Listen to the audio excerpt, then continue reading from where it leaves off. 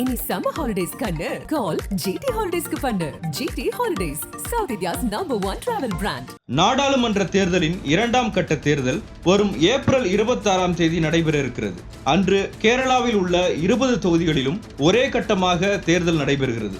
இந்தியாவில் மற்ற மாநிலங்களில் இருக்கும் அரசியல் சூழலை விட கேரளாவில் நடைபெற இருக்கின்ற நாடாளுமன்ற தேர்தல் சற்று வித்தியாசமானது. மற்ற மாநிலங்களில் எல்லாம் இந்தியா கூட்டணியில் உள்ள கட்சிகளுக்கும் பாஜக தலைமையிலான தேசிய ஜனநாயக கூட்டணிக்கும் தான் போட்டி என்றால், கேரளாவில் இந்தியா கூட்டணிக்குள் உள்ள காங்கிரஸ் மற்றும் கம்யூனிஸ்டுகளுக்கு இடையில் தான் போட்டியே. மார்க்சிஸ்ட் கம்யூனிஸ்ட் கட்சி தலைமையிலான இடது ஜனநாயக முன்னணி, காங்கிரஸ் தலைமையிலான ஐக்கிய ஜனநாயக முன்னணி, இந்த 2 கூட்டணிகளுக்கு இடையில் தான் முக்கிய போட்டியே. இங்கு பாஜக தலைமையிலான தேசிய ஜனநாயக கூட்டணி 3வது அணியாகத்தான் நிற்கிறது. இந்தியா கூட்டணியின் பிரதமர் முகமாக பலராலும் பார்க்கக்கூடிய ராகுல் காந்தி கேரளாவில் வயநாடு தொகுதியில் போட்டியிடுவதால் மார்க்சிஸ்ட் கம்யூனிஸ்ட் கட்சிக்கும் காங்கிரசுக்கும் இடையில் பெருமளவிலான வார்த்தை போர் கேரளாவில் நடைபெற்று வருகிறது. ராகுல் காந்திக்கு எதிராக இந்திய கம்யூனிஸ்ட் கட்சியின் தேசிய செயலாளர் டி ராஜாவின் மனைவியும் பல போராட்டங்களை களத்தில் நடத்திய மூத்த கம்யூனிஸ்ட் தலைவருமான ஆனி ராஜா போட்டியிடுகிறார். கேரளாவில் பிரச்சாரத்தை மேற்கொண்ட பிரியங்கா காந்தி கேரள முதல்வர் பினராயி விஜயன் பாஜகவுடன் சமரசம் செய்து கொண்டுள்ளார் என்று சாடினார். பினராயி விஜயன் ராகுல் காந்தியை தான் தாக்கி பேசுவார். பாஜகவிற்கு எதிராக ஒரு வார்த்தை கூட பேச மாட்டார். அவரது பெயர் பல ஊழல்களில் அடிபட்டுள்ளது. ஆனால் மோடி அரசு அவர் மீது மட்டும் எந்த வழக்கும் பதியாதது ஏன், எந்த ரெய்டும் நடத்தாதது ஏன் என்று பிரியங்கா கேள்வி எழுப்பியுள்ளார். மேலும் ராகுல் காந்தி பேசும் போதும் கூட 2 முதலமைச்சர்கள் நாட்டில் கைது செய்யப்பட்டு சிறையில் உள்ளனர். கேரள முதல்வருக்கு மட்டும் அது நடக்காதது எப்படி? நான் 24 மணி நேரமும் பாஜகவை தாக்கிக் கொண்டிருக்கிறேன், ஆனால் பினராயி விஜயன் 24 மணி நேரமும் என்னை தாக்கிக் கொண்டிருக்கிறார். இது சற்று குழப்பமாக இருக்கிறது என்று பேசி சர்ச்சையை கிளப்பினார். பதிலுக்கு பினராயி விஜயன், கேரள முதல்வரை கைது செய்யவில்லையே என்று ராகுலுக்கு கவலையாக இருக்கிறது. உங்கள் பாட்டி இந்திரா காந்தி எமர்ஜென்சி காலத்தில் மொத்த நாட்டையும் ஒடுக்கிய போது எங்களை 1.5 ஆண்டுகள் சிறையில் அடைத்தார். ஆனால் இடதுசாரி தலைவர்கள் ஒருபோதும் உங்கள் அசோக் சவான்களைப் போல சிறைக்காக அழமாட்டார்கள் என்று ராகுலை தாக்கி பேசினார். பாஜகவை எதிரியாக முன்வைத்து பிரச்சாரம் செய்யும் ராகுல் காந்தி ஏன் பாஜக வலிமையுள்ள மாநிலத்தில் போட்டியிடாமல் கேரளாவில் வந்து போட்டியிடுகிறார் என்ற கேள்வியையும் மார்க்சிஸ்ட் கம்யூனிஸ்ட் கட்சி எழுப்பி வருகிறது. ராகுல் காந்தி நடத்திய பாரத் ஜோடா யாத்திரையின் போதும் அவர் கேரளாவில் தான் அதிக நாட்களை நடைபயணத்தை மேற்கொள்கிறார். அவர் உண்மையிலேயே பாஜகவிற்கு எதிராகத்தான் இந்த நடைபயணத்தை மேற்கொள்கிறாரா என்ற விமர்சனத்தையும் முன்வைத்தது சிபிஎம் கட்சி. கடந்த 2019 நாடாளுமன்ற தேர்தலில் 47.5% வாக்குகளை பெற்ற காங்கிரஸ் கூட்டணி 19 இடங்களில் வெற்றி பெற்றது. 36.3% வாக்குகளை பெற்ற இடதுசாரிகள் கூட்டணி ஒரே ஒரு தொகுதியில் ஆலப்புழாவில் மட்டுமே வெற்றி பெற்றது. 15.6% வாக்குகளை பெற்ற பாஜக கூட்டணியால் ஒரு தொகுதியில் கூட வெற்றி பெற முடியவில்லை. பாஜக காங்கிரசுக்கு அடுத்ததாக 3வது முக்கிய கட்சியாக இருந்த மார்க்சிஸ்ட் கம்யூனிஸ்ட் கட்சியின் பாராளுமன்ற எண்ணிக்கை கடந்த நாடாளுமன்ற தேர்தலில் இந்திய அளவில் வெறும் 3ஆக குறைந்தது. தமிழ்நாட்டில் 2 தொகுதிகளும் கேரளாவில் ஒரு தொகுதியும் மட்டுமே இந்திய அளவில் மொத்தமாக சிபிஎம் கட்சி வெற்றி பெற்ற 3 தொகுதிகள். அதேபோல் இந்திய கம்யூனிஸ்ட் கட்சியின் பாராளுமன்ற எண்ணிக்கை வெறும் 2ஆக குறைந்தது. அந்த 2மே தமிழ்நாட்டில் வெற்றி பெற்றது என்பது குறிப்பிடத்தக்கது. எனவே இந்த முறை கேரளாவில் அதிக இடங்களை வெல்வதன் மூலம் இந்திய அளவில் கம்யூனிஸ்டுகளுக்கான இடங்களின் எண்ணிக்கையை அதிகப்படுத்தி காட்ட வேண்டும் என்று இத்தேர்தலை மிக தீவிரமாக அணுகியுள்ளது இடது ஜனநாயக முன்னணி. கேரளாவின் பத்திரிகையான மனோரமா செய்திகள் வெளியிட்ட கருத்து கணிப்பில் காங்கிரஸ் கூட்டணி 13 தொகுதிகளில் வெற்றி பெறும் என்றும், மற்ற தொகுதிகளில் காங்கிரஸ் கூட்டணிக்கும் இடதுசாரிகள் கூட்டணிக்கும் இடையில் போட்டி வலுவாக இருக்கும் என்றும் தெரிவித்துள்ளது. ஆனால் பாஜக ஒரு இடத்தில் கூட வெற்றி பெறாது என்று அந்த கருத்து கணிப்பு தெரிவித்துள்ளது. இந்திய வரலாற்றிலேயே பாஜக ஒரே ஒரு பாராளுமன்ற தொகுதியில் கூட இதுவரை வெற்றி பெறாத மாநிலம் என்றால் அது கேரளா தான். ஆனாலும் சமீப ஆண்டுகளில் பாஜகவின் வாக்கு வங்கி என்பது கேரளாவில் சற்று உயர்ந்து வருகிறது என்பதை மறுக்க முடியாது. குறிப்பாக கேரளாவில் RSS அமைப்பு தனது அடித்தளத்தை வலுவாக பதிப்பதற்கு தீவிரமாக வேலை செய்து வருகிறது.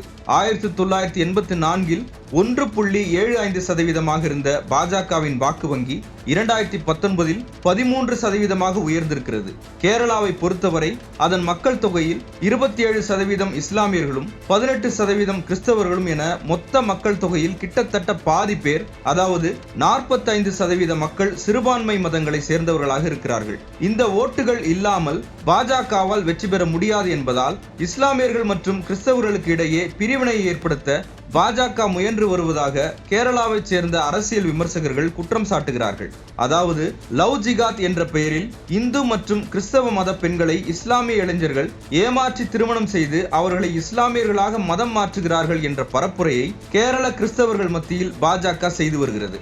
இதே லவ் ஜிகாத் பிரச்சாரத்தை அடிப்படையாக வைத்து தி கேரளா ஸ்டோரி என்ற பெயரில் ஒரு திரைப்படம் வெளிவந்து நாடு முழுவதும் கடுமையான விமர்சனங்களுக்கு உள்ளானதை நாம் அறிவோம். இத்திரைப்படம் சில சர்ச்சைகளில் திரையிடப்பட்டது பெரும் சர்ச்சைக்குள்ளாகியிருந்தது.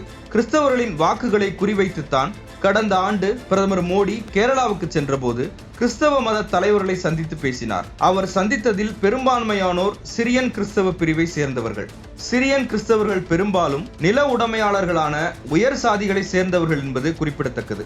இப்படி பாஜக உயர் சாதி கிறிஸ்தவ மத தலைவர்கள் மூலமாக கிறிஸ்தவர் இஸ்லாமியர் பிரிவினை ஏற்படுத்தி கிறிஸ்தவர்களின் வாக்குகளை அறுவடை செய்ய முயன்று வருகிறது என்பது கேரளாவின் அரசியல் விமர்சகர்கள் வைக்கக்கூடிய குற்றச்சாட்டாக இருக்கிறது. அதே சமயம் மணிப்பூரில் கிறிஸ்தவ மதத்தை பெரும்பான்மையாக கொண்ட நாகா இன மக்கள் தாக்கப்பட்டது கேரள கிறிஸ்தவர்கள் மத்தியில் பாஜகவிற்கு எதிரான மனநிலையை வலுப்படுத்தியிருக்கிறது. கேரளாவில் 3 தொகுதிகளை முக்கியமாக குறிவைத்து வேலை செய்து வருகிறது பாஜக. குறைந்தபட்சம் ஒரு தொகுதியிலாவது வெற்றி பெற்று கேரள பாஜக சார்பாக பார்லிமெண்டில் ஒரு என்ட்ரியை போட்டுவிட வேண்டும். அதே சமயம் கட்சியின் வாக்கு சதவீதத்தை அதிகப்படுத்த வேண்டும் என்பதே பாஜகவின் அஜெண்டா. 2026 சட்டமன்ற தேர்தலுக்கான முன்னோட்டமாகவே இந்த தேர்தலை பாஜக கையாளுகிறது. திருவனந்தபுரம், திரிசூர் மற்றும் அட்டிங்கல் ஆகிய 3 தொகுதிகள் தான் இந்த முறை பாஜகவின் முக்கிய குறி. கேரளாவிற்கு மோடி தொடர் விசிட் அடித்த போது இந்த 3 தொகுதிகள் தான் பெரும்பான்மையாக அவரது சாய்ஸாக இருந்தது. இந்த 3 தொகுதிகளில் பாஜக உறுதியாக நம்பியிருப்பது திருவனந்தபுரம் தொகுதியைத்தான். இதற்காக மத்திய தகவல் தொழில்நுட்பத்துறை இணை அமைச்சரும் தொழிலதிபருமான ராஜீவ் சந்திரசேகரை காங்கிரஸ் சிட்டிங் எம்பியான சசி தரூருக்கு எதிராக திருவனந்தபுரம் தொகுதியில் இறக்கிவிட்டுள்ளது பாஜக. 2014 மற்றும் 2019 நாடாளுமன்ற தேர்தல்களில் திருவனந்தபுரம் தொகுதியில் பாஜக 2ஆம் இடம் பிடித்திருந்தது. 2006 இருந்து தொடர்ச்சியாக ராஜ்யசபா உறுப்பினராக இருக்கும் ராஜீவ் சந்திரசேகர் முதல் முறையாக இந்த முறை லோக்சபா தேர்தலில் போட்டியிடுகிறார். ரிபப்ளிக் தொலைக்காட்சியின் நிறுவனர்களில் ஒருவர் ராஜீவ் சந்திரசேகர் என்பது குறிப்பிடத்தக்கது.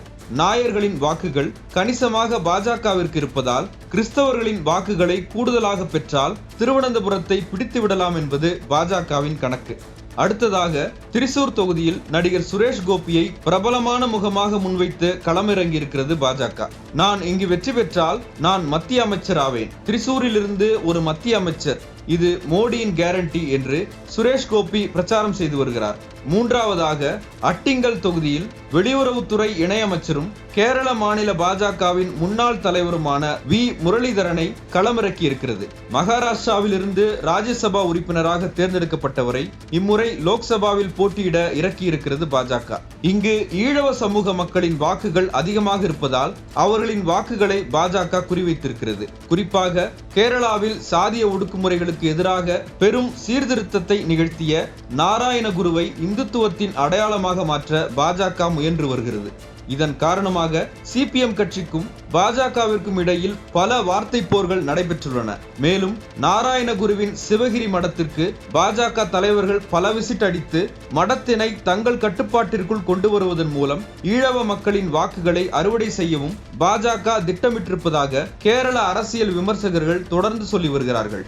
மொத்தமாக பார்த்தோம் என்றால் கருத்து கணிப்புகள் காங்கிரசுக்கு சாதகமாக இருக்கின்றன. களம் எங்களுக்குத்தான் சாதகமாக இருக்கிறது என்று தனது கட்டமைப்பு பலத்தினை காட்டி கம்யூனிஸ்டுகள் நிற்கிறார்கள். பாஜக கேரளாவில் எப்படியாவது என்ட்ரி போட எக்கச்சக்க சோசியல் இன்ஜினியரிங் வேலைகளை செய்து வருகிறது. ஆனாலும் அது கேரளாவில் இன்னும் பெரிதாக ஈடுபடவில்லை என்பதே கள நிலவரமாக இருக்கிறது. இனி சம்மர் ஹாலிடேஸ் கண்ணு கால் GT ஹாலிடேஸ்க்கு பண்ணு. GT holidays, south India's #1 travel brand. மின்னம்பலம்.com தமிழின் முதல் மொபைல் பத்திரிகை.